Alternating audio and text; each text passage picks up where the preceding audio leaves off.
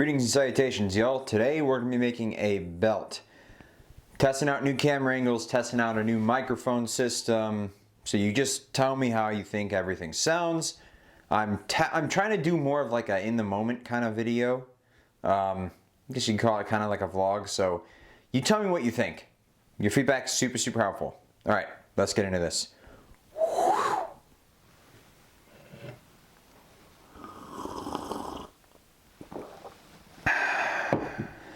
Alright, so like I said, we are going to be doing a black belt, and today we're going to be using Walpear's Rocky Leather. This Walpear is a tannery in Tuscany, Italy, and I've got to say, this is definitely one of the nicest leathers I've personally used when it comes to like belt making. It's super consistent on the flesh side and on the top grain, which is really nice. And it's got these like really cool natural marks kind of going throughout the side, which I think, well, throughout the double shoulder, this isn't quite a side, that I think is like really, it just makes for very cool pieces when you cut it out of this. Let me make sure that you can see. Okay, you should be in focus now. Okay, so we're setting up a cool shot here. I may cut this out, I don't know. We shall see. We're gonna start off by using our strap cutter, which I'm gonna show you in a second. We're gonna use our strap cutter to very easily strap out 1.5 inch wide piece, which is like the standard for belts. Okay, so this is the strap cutter, and honestly, this is probably one of my favorite tools, just for the satisfying step that it is. So I got it set to 1.5 inches. Actually, I gotta make some slight adjustments here. So you can see there's a measurements there. Let me just tighten it a little bit. Make sure it's good. That's good. So watch. We're gonna just. We've got it. I've got a straight edge cut out on this piece, and all we're going to do is pull.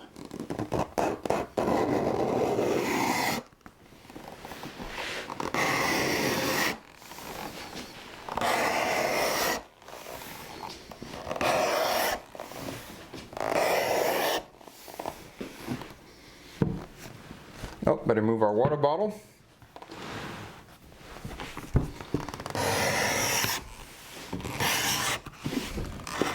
And when you're at the end, you want to give it a quick, hard pull.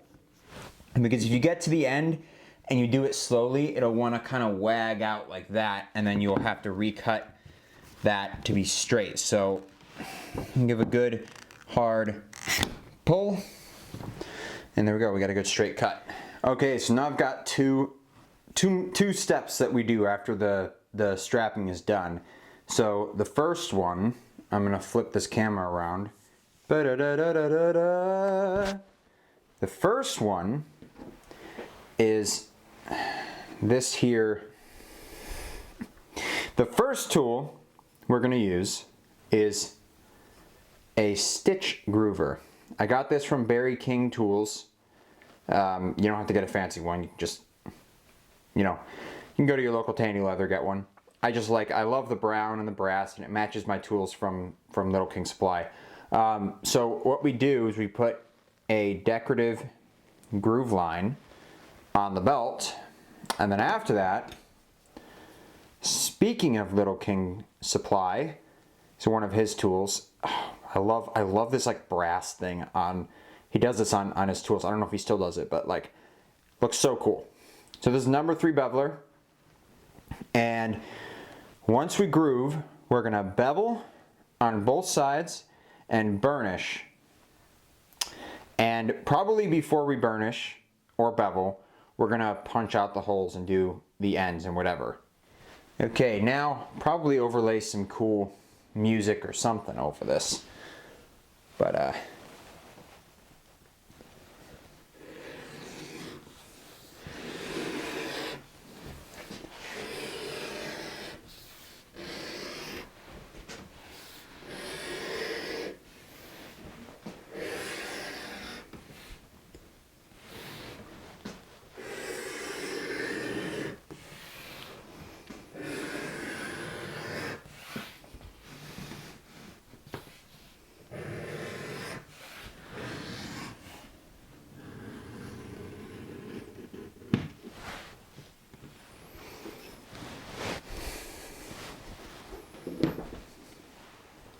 all right, so we are marking for the holes now.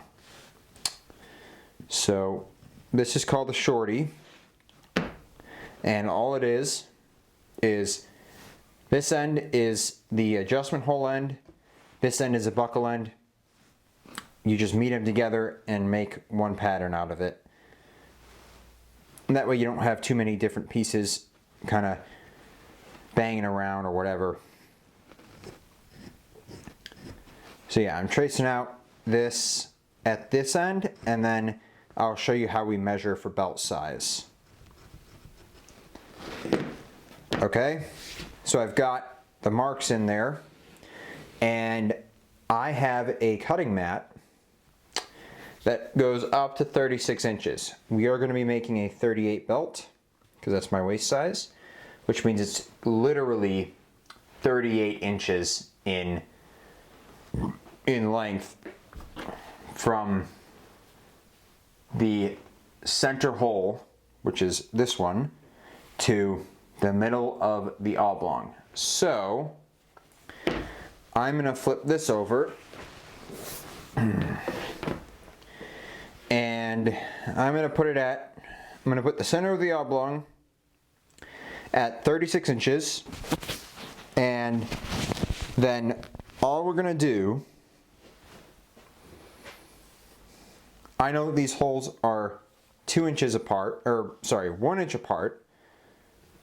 So if I put this hole, you can't even see. Huh.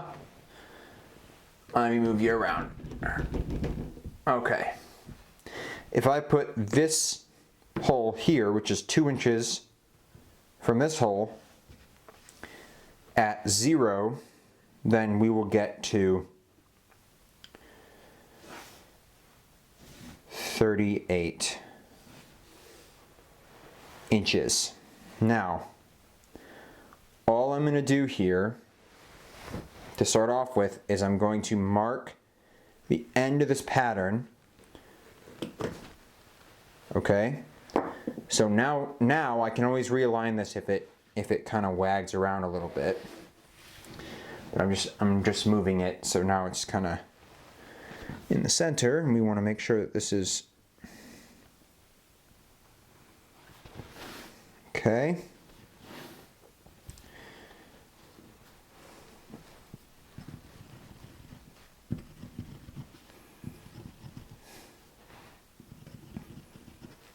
And I like to give 7 inches of adjustment, which is 3 in either direction from the center hole. Okay. Now we're going to move over to the punch table and we're going to get this punched out. Okay, so we're over here at the punch table, and I've got a 12 by 12 quartz slab, a little 6 by 6 punch pad, and it's on a vintage butcher block. So I'm going to go ahead, first I'm going to shorten this strap to its length with my English point.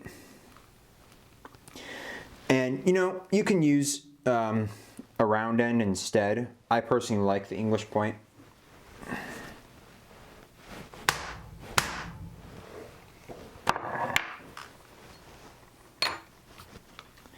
And I really like how like the groove line just kind of continues. Just like that, I think is cool. Okay, so we can set this guy aside.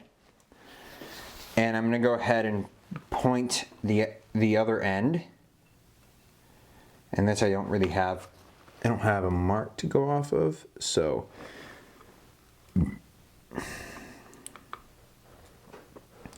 But I do want to get fairly close to this, to where the hole is going to be. I don't want a huge tab on the bend back because it'll end up just like curling under and being uncomfortable and being a little bit of a nuisance. So,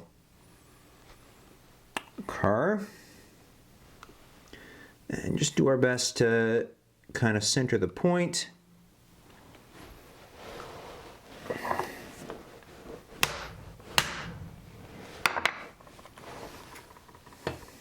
All right, and that's actually almost perfect. Cool. Okay, we're gonna go ahead and do the oblong.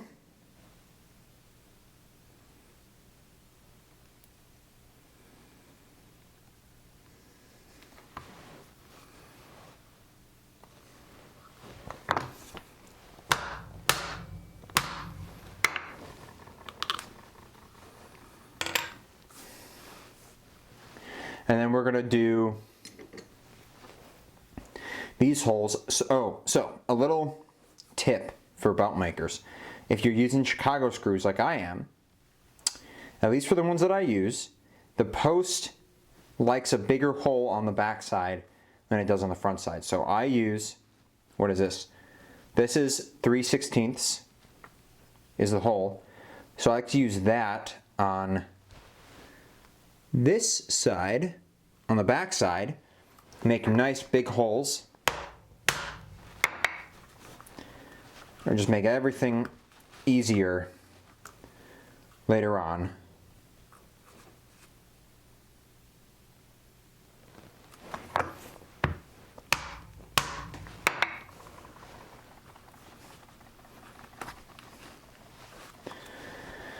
And then I like to just go down one size to 5/32, and this is going to be the front side, and that should fit the Chicago screws perfectly.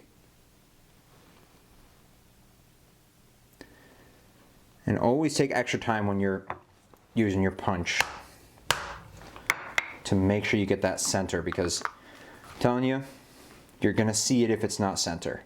And other people with sharp eyes will see it. And that could be the deciding factor on whether someone decides to make a purchase with you or not.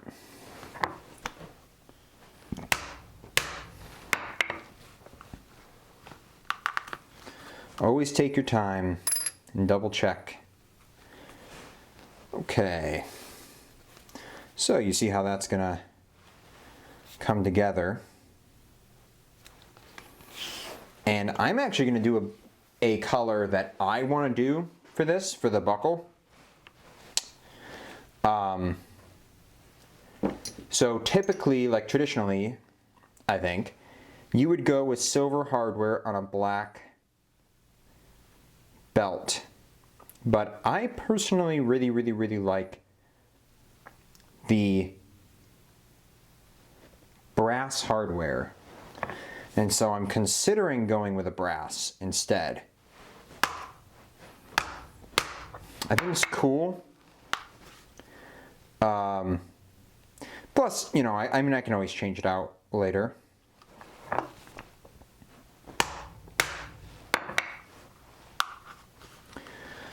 Okay, and same with this, especially with these holes. Take some extra time. Chill out.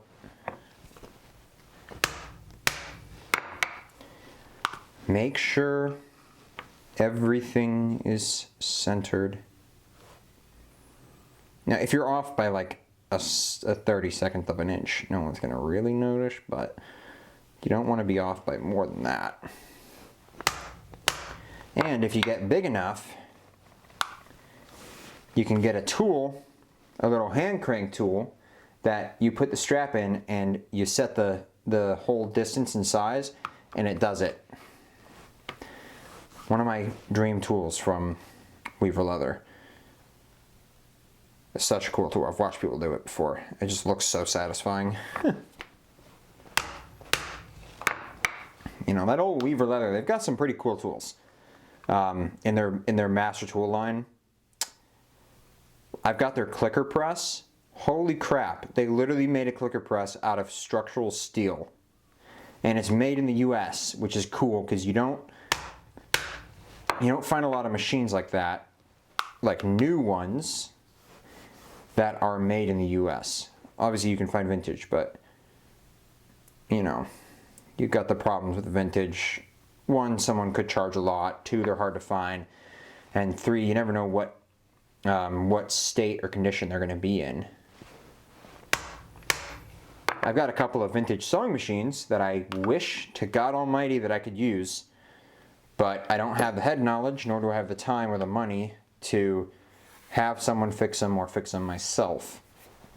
But I've got a couple of pre-World War II machines that I would love to use. One is an Italian machine and one is an old Singer. And they're freaking awesome, but okay. Also, for the people on YouTube, we're going to do a little bit of self-promotion action here. So,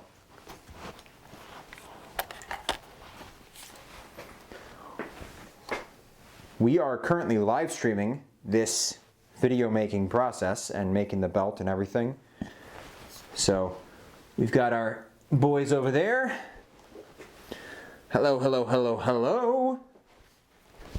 I'll switch it over to the chat. Hello, say hi to the YouTube people. What's up? We got 3 whole viewers on.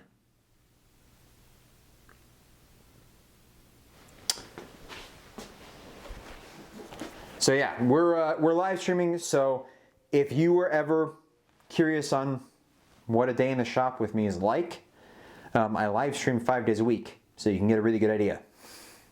So yeah, check it out if if it's interesting to you.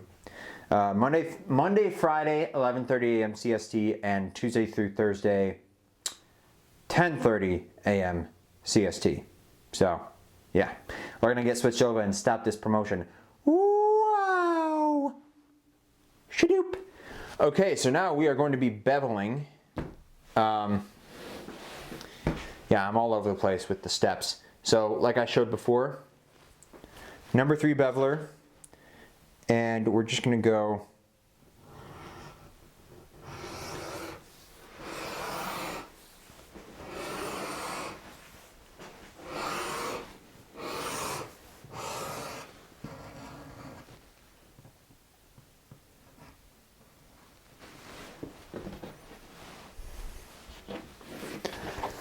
this frickin' bevels like butter. It's awesome.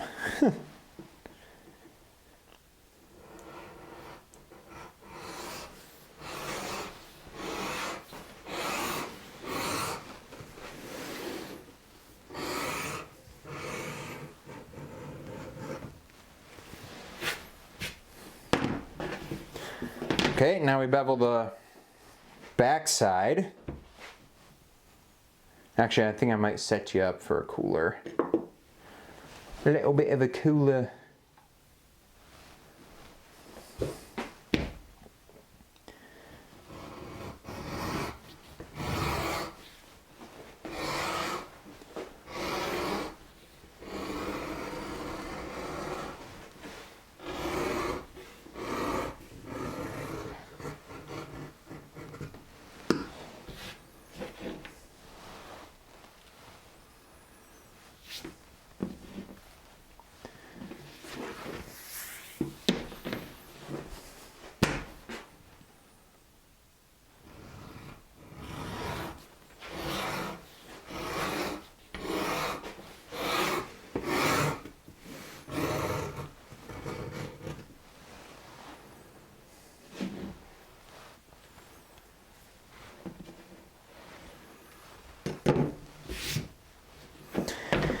Okay, so it's beveled.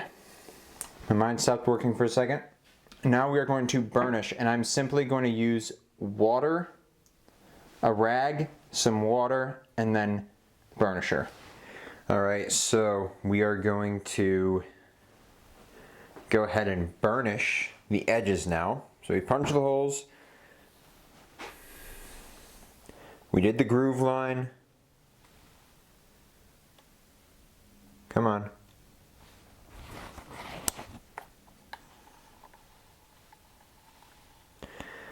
Like I said,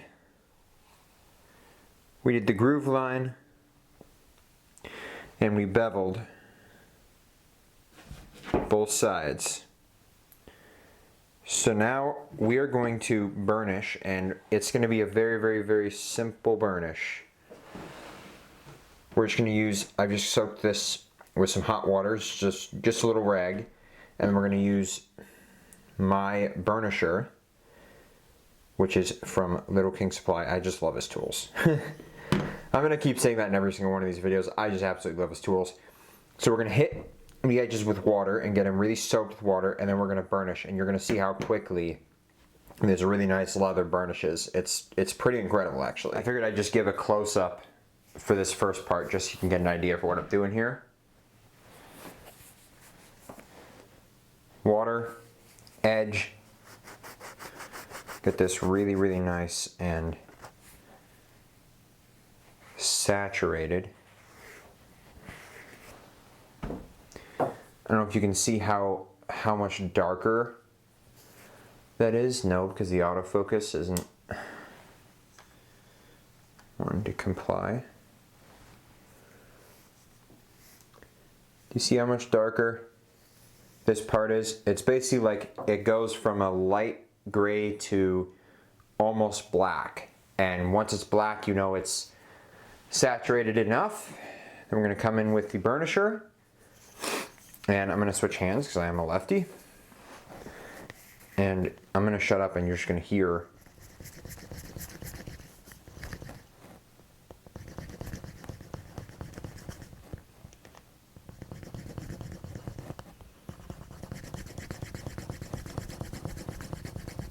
Do you hear the clicking?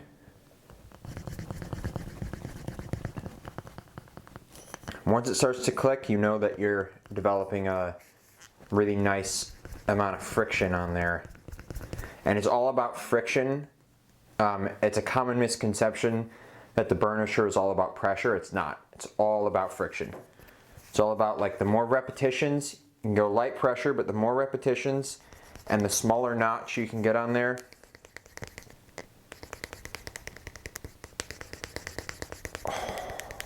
listen to that.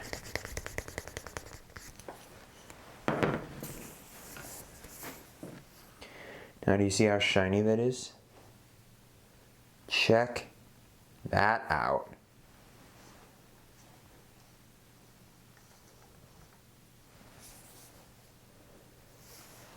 Let me point you towards the light so you can... Do you see how shiny that edge is? And just listen.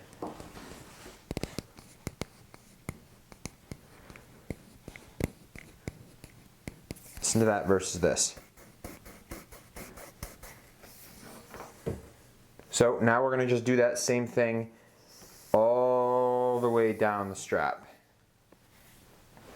Whoa, I guess this was not, I bet you this wasn't a camera angle you were expecting. Oh my God! Okay, I'm going to shut up now.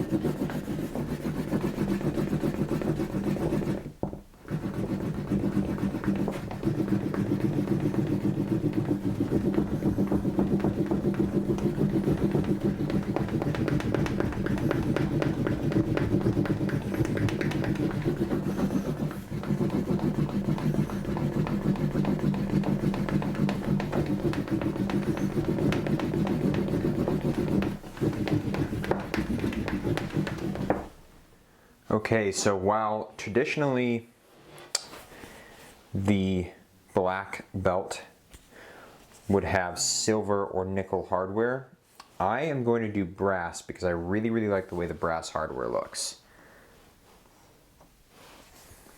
So, got here, and by the way,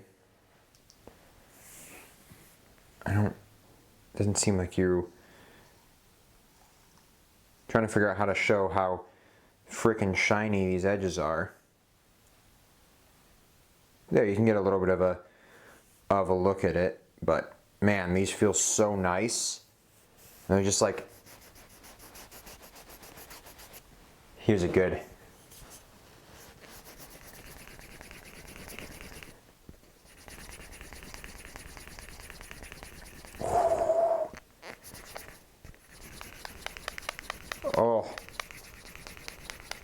Oh, listen to that, guys. Whew.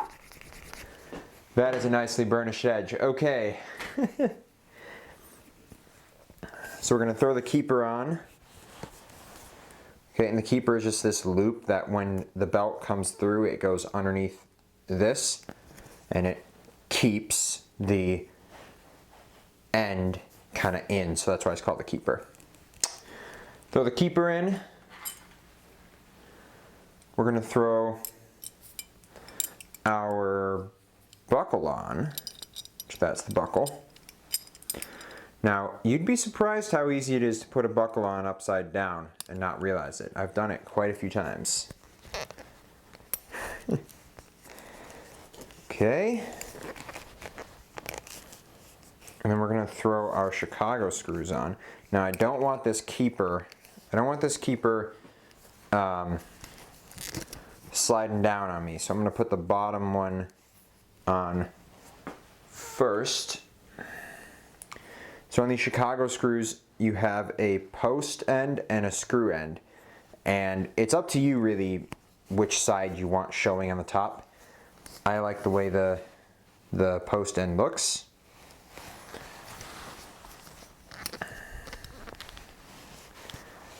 Okay, so now go ahead and throw the screw end on and get it. Make sure it's locked in there. We're going to take our flathead screwdriver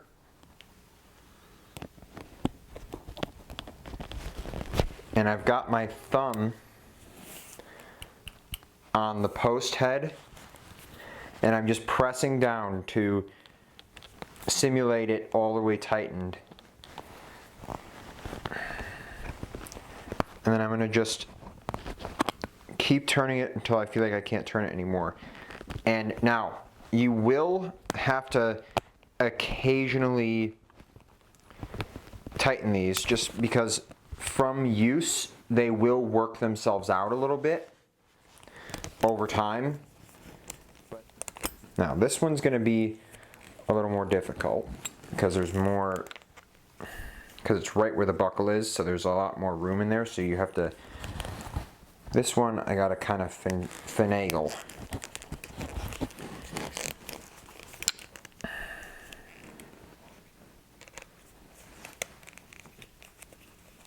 Come on.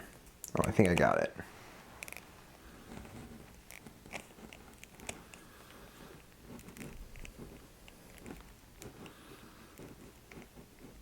Oh yeah, that's a cool shot. Okay.